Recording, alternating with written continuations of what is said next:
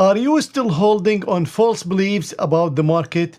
If so, don't worry, you are not alone. Today I am here to burst some bubbles, save you from lies, half-truths, and outdated advice floating around. I've got charts, I've got sarcasm, and I've got the fact. So let's dive into the top 10 beliefs that's stopping you from growing your portfolio. False belief number one, that markets are linear and predictable. So someone told you that the market make nice 7% return every year. That's adorable.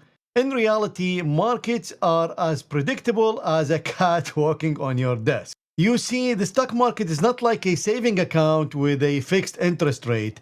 It's more like a roller coaster ride that's up and down, and you never know what's coming on the next corner. Let's look at this chart. This is the historical returns for the S&P 500 for the past about 150 years. And yes, on average, it makes 6.7% per year.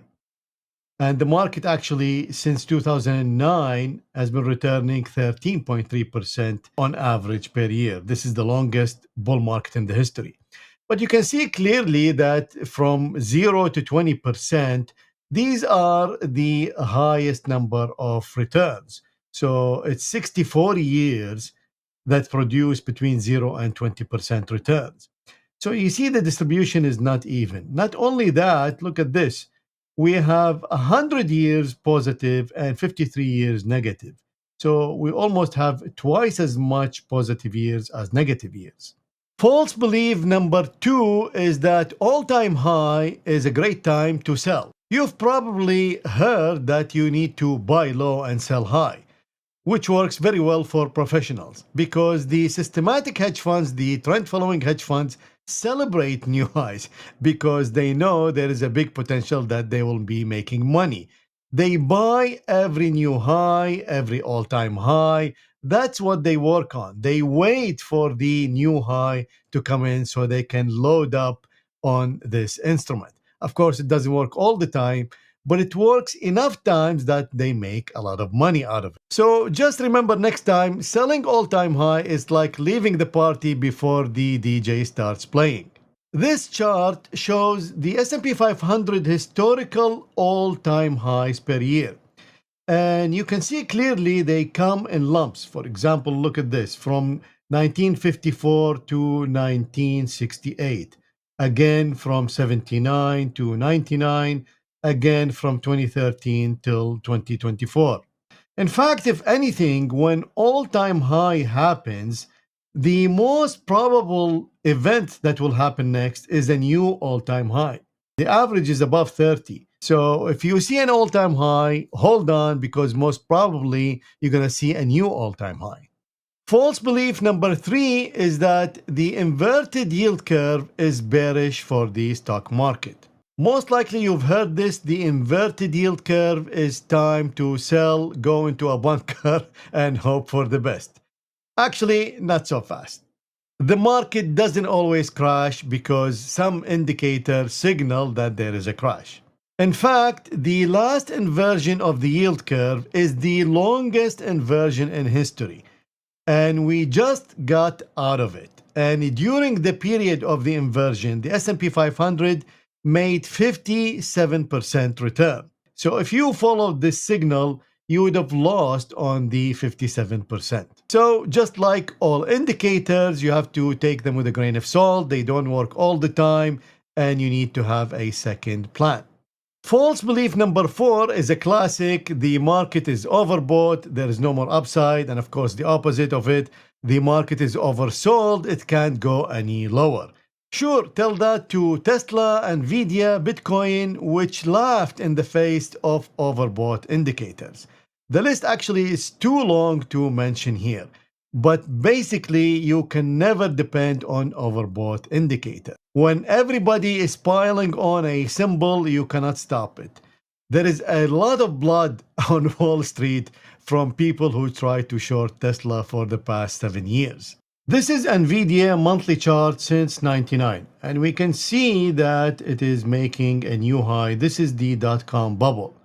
Then we go down, and we come back. This is around 2007, 2008. We hit another crash, and then we start the new journey. And every time we make a new high, people want to sell it now. Look at this. We made this new high and people want to sell. Of course, this price doesn't reflect the real price. This is after all the splits. And look at this. We keep making new highs. And when do you sell? Is it here? Well, it keeps making new high. It keeps making new high. And do you sell here? No. Keeps going up. Oh, now, okay, now we sell. But no, keep coming back. New highs, new highs, new highs. Okay, now this is a big time. Finally, the price went from 34 to 12. But here we go again. Keeps going up, keeps going up. Here is Tesla, same thing. This is the monthly bar for Tesla starting in 2010. And again, new high, new high. And every time it dips, somebody keeps buying it up. New highs, new highs. This is Bitcoin monthly starting in 2011. Of course, you already know the story of Bitcoin. Big crashes with big comebacks. Is it 9,000 overbought? No. Is it 20,000? That's the overbought? No. Is it 60,000 overbought? No. Is it 100,000 overbought? No. Nobody knows when this thing is going to stop. And of course, the opposite side, look at this. This is Virgin Galactic. And you can see here the price is about 1,100. And then we keep going down. And most likely we are going to stop here. This is 280 something. And we reach 280, and then we keep going down, and then we pull back a little bit, we keep going down, and now this is the new low. It's about 100 and something, 102, and then we break 100, and then you finally say, well, this is the bottom. The bottom is what? Is 82. No, it's not. We make a new bottom now, 65, and we break it again, and this new low now is $27 from 1,100. And well, we're not done yet. New low, and this time we are about $5. And so you never know. There is no oversold. And here is Tupperware. This is weekly bars now, and the price here is 63. And if you don't know Tupperware story, it's a very successful story, only it ended up with bankruptcy. Look at this. It keeps making new lows, 30, 34, 18, 16, 1, and then very soon it's bankrupt. Moral of the story, there is no oversold, there is no overbought. Market does what it wants, and you should respect the market and follow the price lead, not the indicator. False belief number 5, emerging markets will outperform the US market this year. This seesaw has been going on for a long time. Emerging markets are the future. They are supposed to take over the world. Except the US market has been wiping the floor with them for the past 14 years. The US market is like Michael Jordan in his prime. And the emerging market, it's like a new player joining the varsity team. As I'm speaking now, the US market is still outperforming. And we can see the charts here. So the US market underperformed the emerging markets from 2005 to 2010. It underperformed by 223%. But then since 2010, for the past 14 and something years, the US market has been wiping the floor with the emerging markets. As you can see, the outperformance is 421%. False belief number 6 is that Wall Street knows best. Wall Street is the smartest, with the biggest capital, with the most data available, right? But of course it's not, because we all remember in 2008 where all of them were on the brink of bankruptcy, if it wasn't for the governments of the world to bail them out.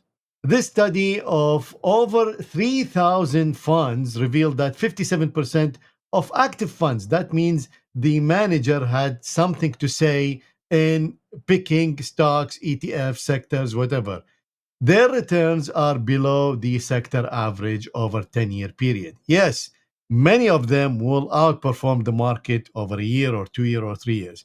But when you take 10 years, more than half of them fail just to replicate the sector or the index they are trying to. Trusting Wall Street is like trusting a baby to babysit another baby. So good luck with that. We're almost in the middle of the video, and now I think I'm going to trigger some viewers.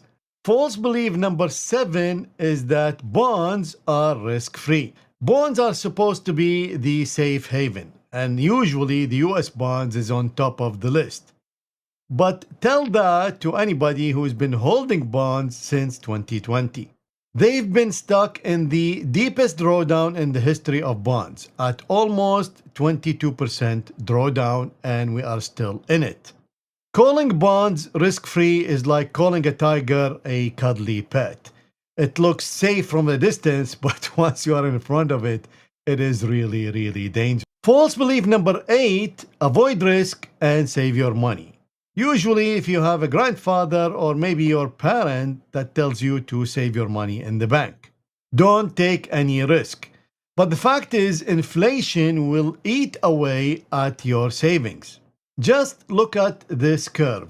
If you have $100 in 2000, it has to grow to $183 in 2024 just to break even. In fact, $100 in purchasing power in 1913 equals to $3 in purchasing power in 2024. So you see, inflation is not nibbling at your saving, it is devouring it. It's eating the whole thing. Just remember, fiat currency is no good to keep it around. You have to invest it in assets. False belief number 9 is that correlations are reliable. Correlation is a great tool. The problem is it's as reliable as your New Year's resolution. You say you want to do this, you put the target, but then something happened along the way and you either stop doing it or you are in the middle of it and you get out. And that's how correlation works. It's a moving target. It's only fixed at the time that you test. Here is an example of correlation between the total US stock market and the total US bond market. And this correlation over 12 months, and you can see easily that it goes up and down above the zero level. So zero means no correlation. And this is positive and this is negative. You can see this 2017, and then we get back to zero about middle of 2019. But it is not fixed. That's the whole point you need to know, that it is not fixed. And number 10 false belief is that prices can only go to zero. And I love this one because this is a recent thing that people thought prices can only go to zero, which makes sense.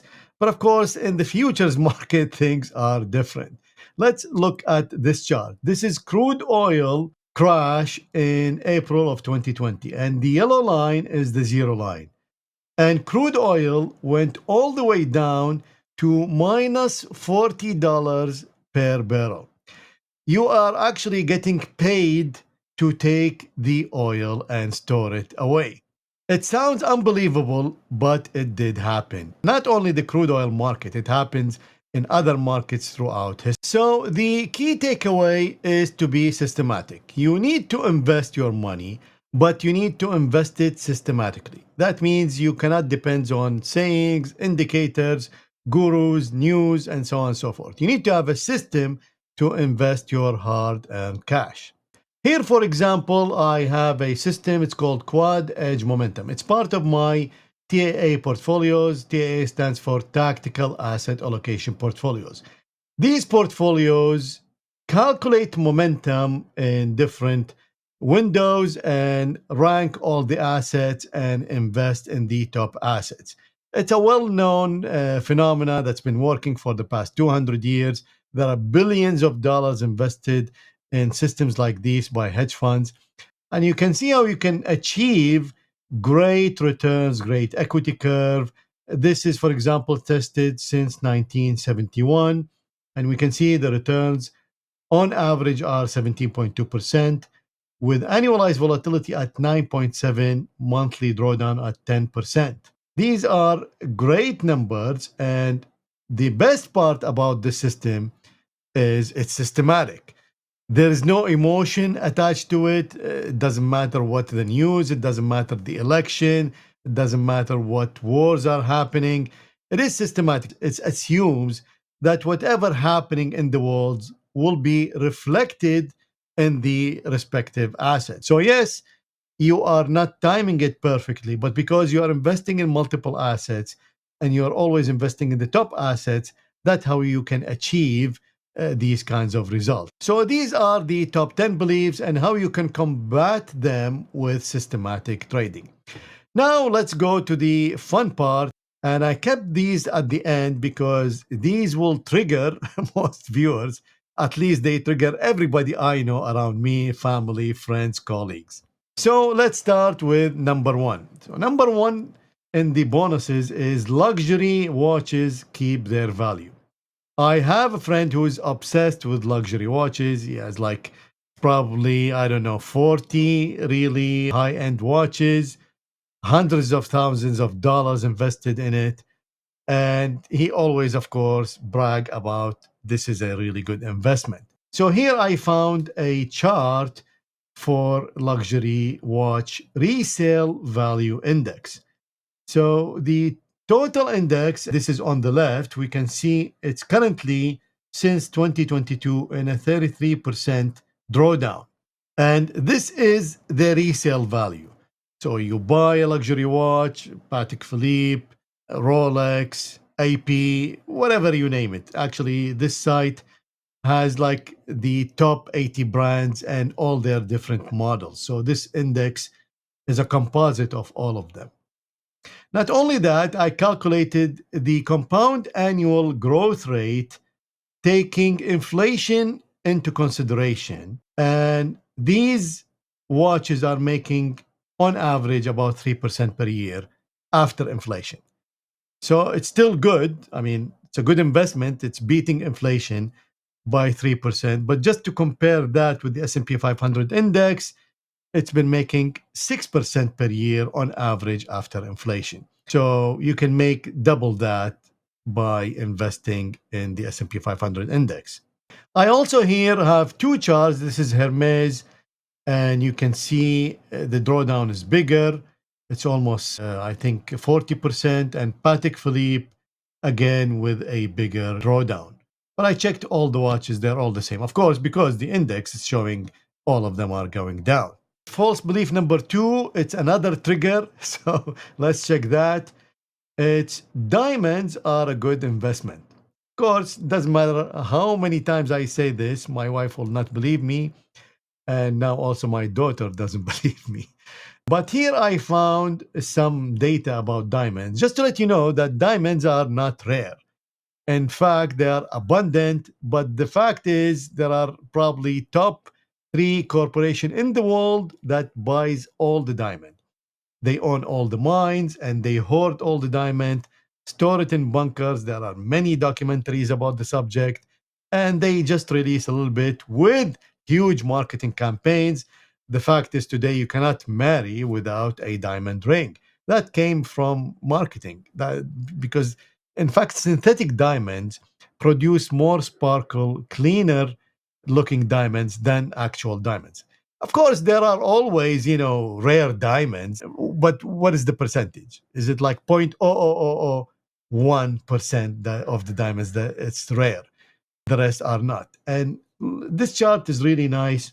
This shows, and of course it says like, look, there are many variables, blah, blah, blah. But on average, if you buy a 1 carat diamond, let's say around $7,000, and if you turn it out and you want to sell it, the sale value is 1,500. So that's like 70% loss. It's like you take the car from the dealer's lot and you drive it, it's 20% down. Diamond, 70% down. So just keep that in your head. I also have another chart for diamond. This is the price index of, let's say, the average of all diamonds.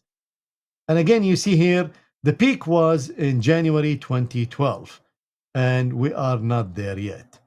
What I'm trying to say here is that if diamond is an asset, it is one of the worst assets that you can invest in.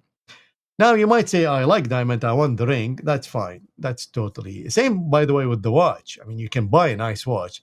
Just don't tell me it's an investment. But even then, the watch is like making 3% per year. Diamonds, losing, losing. Never, you're never making money with diamonds unless you buy a rare diamond. That's, let's say, I don't know, $1 million. That's a diamond, and then you can sell it for more. That's fine. But that's not your average diamond that you are going to buy.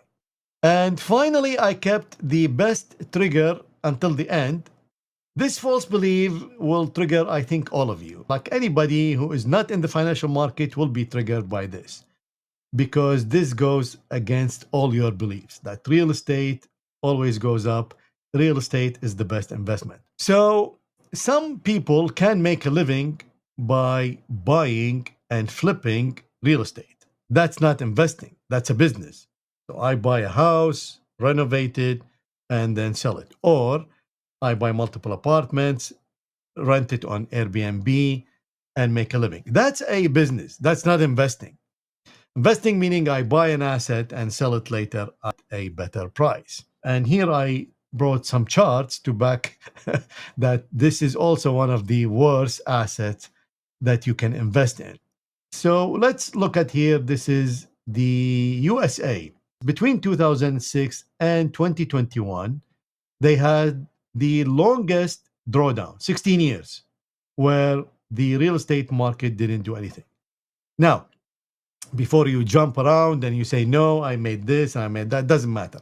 This is an index of all US market. That means, of course, there are some pockets that probably doubled their money and some pockets that probably lost all of it. We are taking the average, the whole index. And this index is taking inflation into account, which most people skip this part. They say, I bought at 100,000, sold 200,000. I made 100%.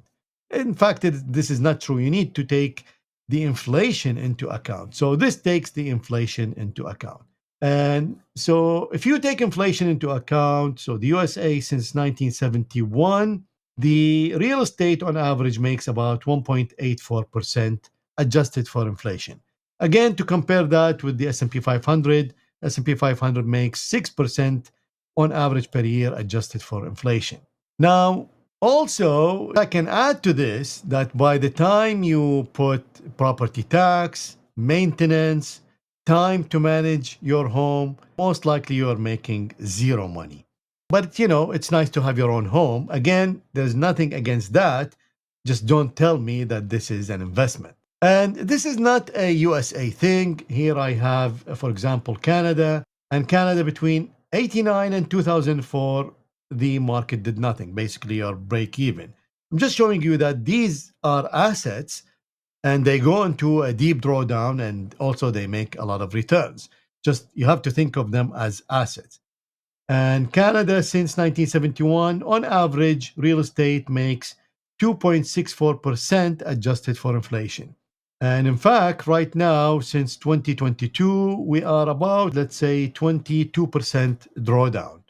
Of course, again, some pockets lost more, some pockets didn't lose as much.